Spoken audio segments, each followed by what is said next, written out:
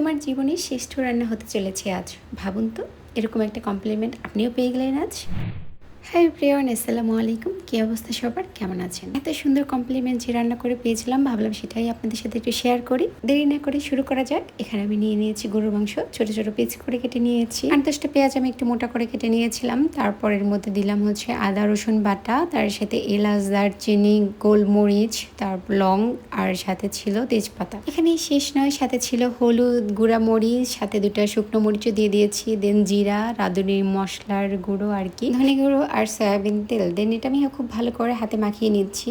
যদিও আমি বলার সময় অনেক থেমে থেমে বলেছি, কারণ আমার নামগুলো একদম মনে থাকে না। যখন আমাকে জিজ্ঞেস করে কিভাবে রান্না করতে হয়, আমি নিজেই ভুলে যাই।